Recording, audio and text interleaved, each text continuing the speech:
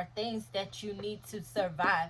Those are drive. You have a hunger drive. You have uh you need to be sleep when you need to be sleep. 9 hours of sleep. You need to be sleep. Okay.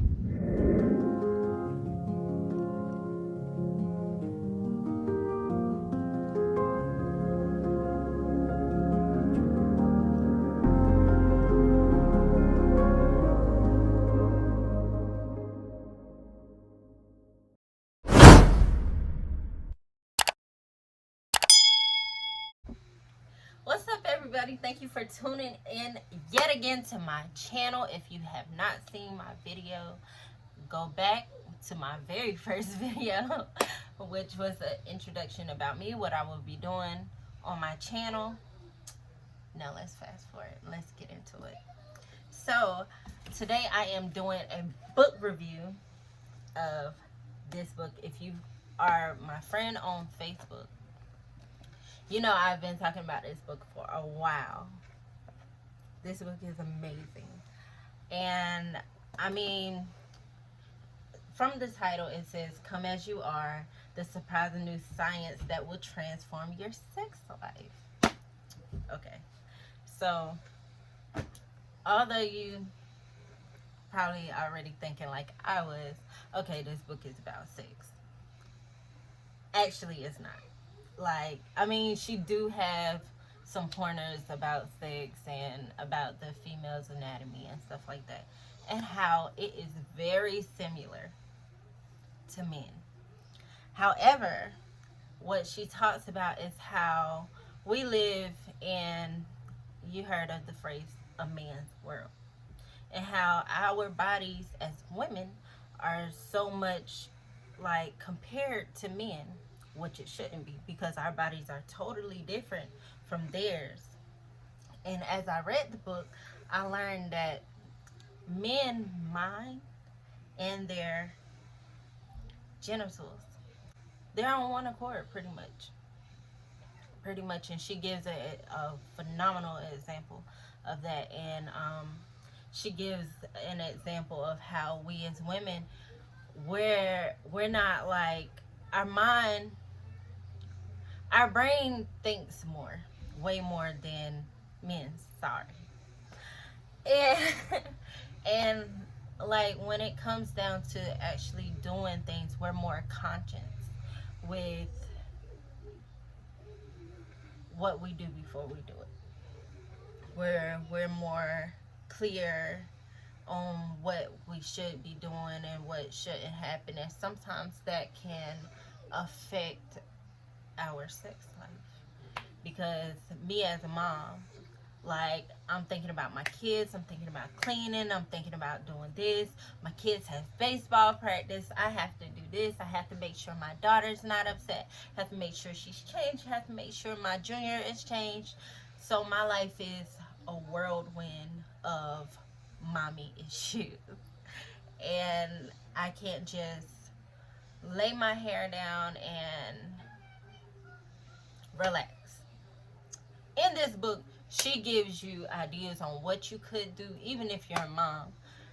What you could do, what could possibly happen, how stress, it can affect you in a lot of ways. And she gives in it, oh my God, she gives so many examples and metaphors. And it really drew me in because I'm very passionate about this book. It really drew me in. So, I'm gonna read a couple of notes that, well, I'm gonna read a few notes. She compared how to escape stress is to complete the cycle. And she was explaining how animals, say like a lion, would attack a gazelle or something like that. A gazelle would have to unlock from being frozen mentally, and they'll have to escape from the predator or kill the predator. And then once they escape, rejoice. Excuse me. And most of our stress requires fight or flight. And we need to acknowledge that we're at risk and take action and the end result is I'm safe.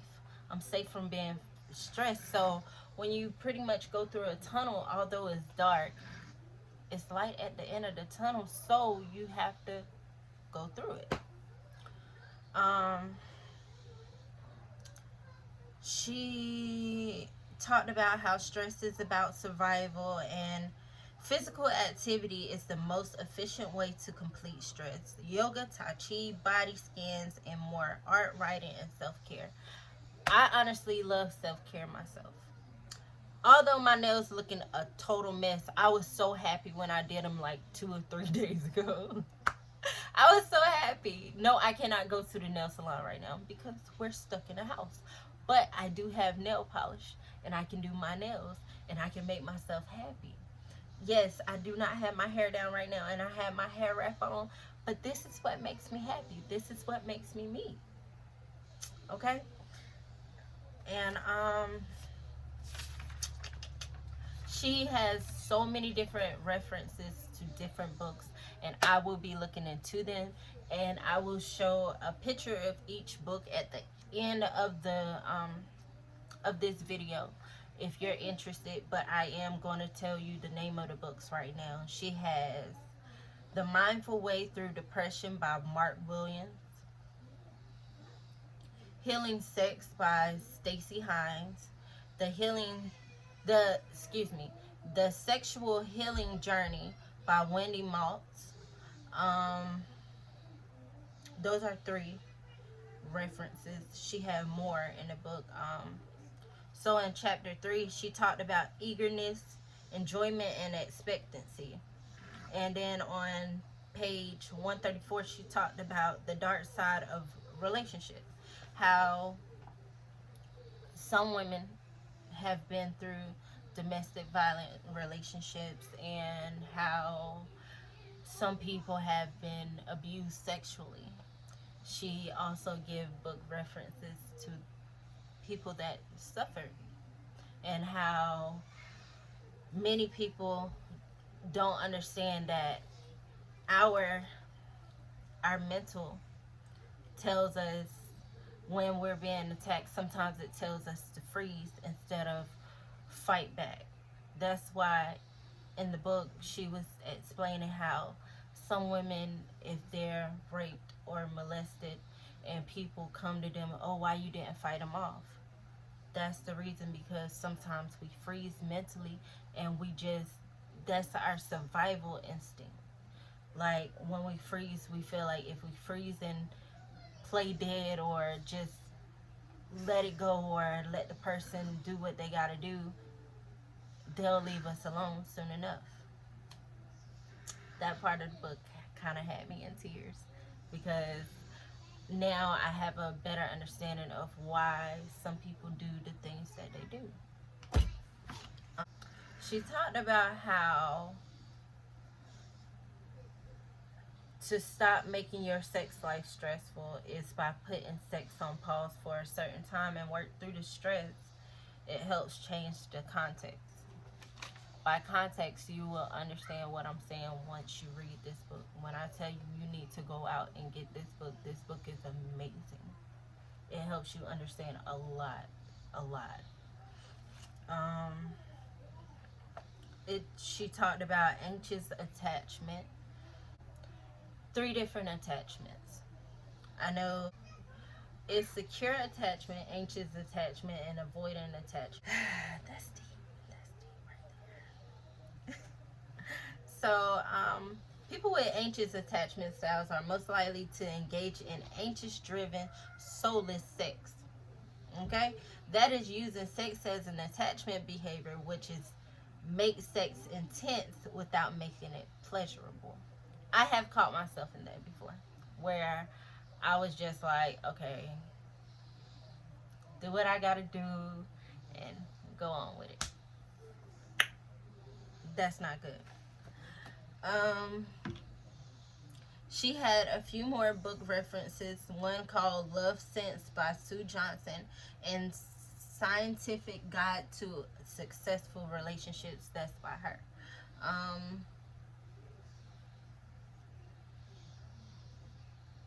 Think of the healing process like a sleeping hedgehog, so you won't hurt yourself or your partner. Read the book, it will explain to you what that means and how a hedgehog has spiky points. And if you find a sleeping hedgehog, you and your partner must work together to make sure the hedgehog is safe and to make sure you are safe and your partner is safe. That part was really good as well.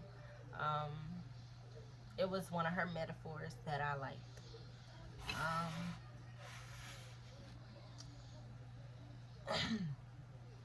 One way that you know you have befriended your stress responses, me, I mean, I just wrote down things that she said about that I felt she was talking to me, okay? She called me out. So, checking my email constantly, I do that. And updating social media frequently, I do that. I do both of those. Especially when I'm like stressed out, completely stressed out. It's another book reference called Self Compassion by Kristen Neff.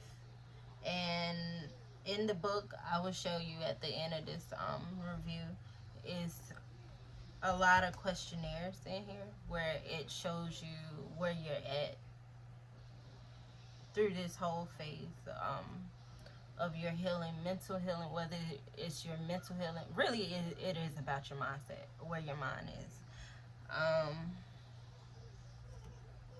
She has different activities that you and your partner can do, which I like that too. Okay, so chapter 6, it talked about man arousal coordinates. Coordinates. How genital response versus subjective arousal. Arousal. Lord Jesus, I cannot say that word for nothing. Is 50% and women is 10%. And that's on page 195. In chapter 7, she talked about sex is not a drive, it's a desire. If you don't learn nothing in this review, know that. Sex is not a drive, people. Stop saying your sex drive not high enough or your sex drive is too high.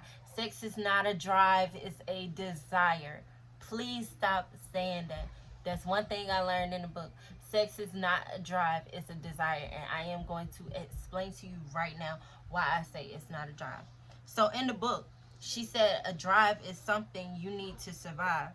Eating, sleeping, staying warm or cold are things that you need to survive. Those are drive. You have a hunger drive. You have you need to be asleep when you need to be asleep. 9 hours of sleep. You need to be asleep. Okay. All right. Staying warm. When it's cold outside, what your body do? It's gonna shiver. So you need something warm on to stay warm. Okay. Sex is incentive motivation system. Think Thrive. In a long-term monogamous relationship, intimate conversation, affection, and friendship are priority. Turn towards each other's desires and keep a comfortable distance. Okay? She said to keep things fun, sexually fun, you should always get your heart pumping. You should watch thrillers, take long walks, foreplay with the lights on. A lot of us like to keep the lights off, so foreplay with the lights on. Look in each other's eyes, and that turns off the brakes. That's another thing that she talks about in the book, the accelerator and the brakes. Please read this book, it's amazing.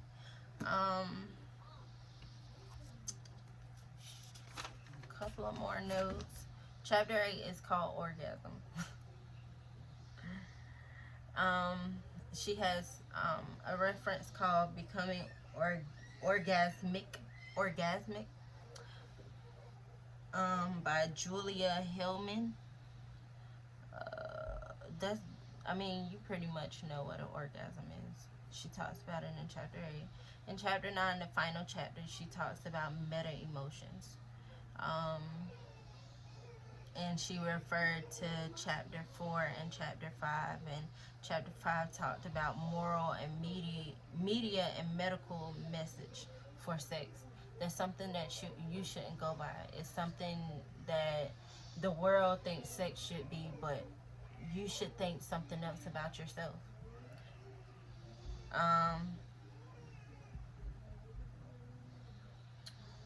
In chapter 9, she talked about man as default myths, and how I was saying that everybody try to compare a man's body to a woman's body when we're pretty much the same, but we're different.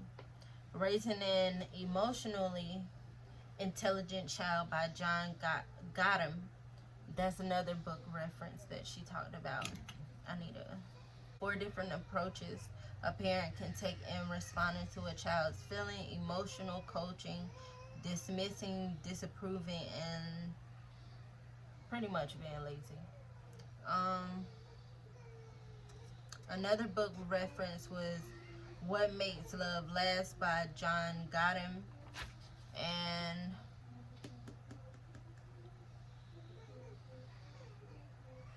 the last book reference is When Sex Hurt by Andrew Goldstein. Okay, so my overall feelings about this is, my overall feelings about the book was, like I've been telling y'all, it's an awesome book. It's a very amazing book, and I'm grateful that I stumbled across it, being the impulsive buyer that I am on Amazon. But I am very glad that I got the book, because it got me to understand why I did the things that I did when I was younger, when I was a teenager, in my early 20s. I'm 27 now, and I am very, I'm to myself now. I'm very conservative. Before, I was just this crazy person that a lot of people didn't want to know. So, I mean, by her book telling me you shouldn't judge yourself, you should be non-judgmental to the things that you've done, as long as you get through them. And as I was saying earlier before, get through the tunnel, get through the stress. And that's what she pushes her readers to do. Get through the stress, so you can learn how to deal with things, so you can love yourself even more. And you'll love yourself even more for getting through it, and understand why you did the things that you did. We as women, we're so hard on ourselves, and we want to beat ourselves down for things that we done because of what society say about us and say we should be, and because of what our culture say we should have been, and how we were raised, don't do this or don't do that. Instead of going by what society thinks, we need to learn how to be ourselves and not judge ourselves for the things that we've done. So I am so grateful for Miss Emily Nagoski. I think that's her name, Nagoski. I am very thankful for her for writing this book, because the book is amazing, and she's an awesome author. Awesome. So I do recommend this book. It gets a 5-star from me, and I hope that by you watching this review, you would go out and get it yourselves. These are the questionnaires that I was telling you about. This is after the first chapter, and it tells you where you are. Like I said, get the book. You will know more about what I'm saying. This part is about your stress, where your stress level is, and pretty much like you seeing it on paper. And this last part is about your breaks and stuff like that. So I hope you get it. Watching. Y'all enjoy the rest of your day. I will come back with another video next week about a new book that I am going to read, and it's another anatomy book about the female. It's called She Comes First, and it's by a male author, a male sex therapist. Miss Emily was a sex therapist herself, so this is another book from a male's perspective of the female's anatomy. So I will be doing a review on that next week, and the week after next.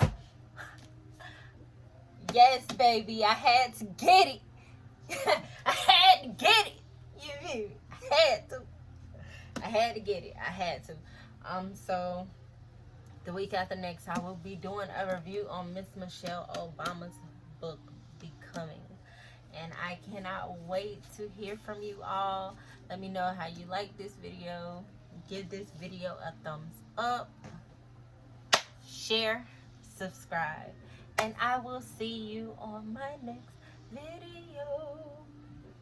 Thanks for watching. Share this with your mom, your dad, your sister, your dog, your cat. Thank you. And I will see y'all next week. Bye.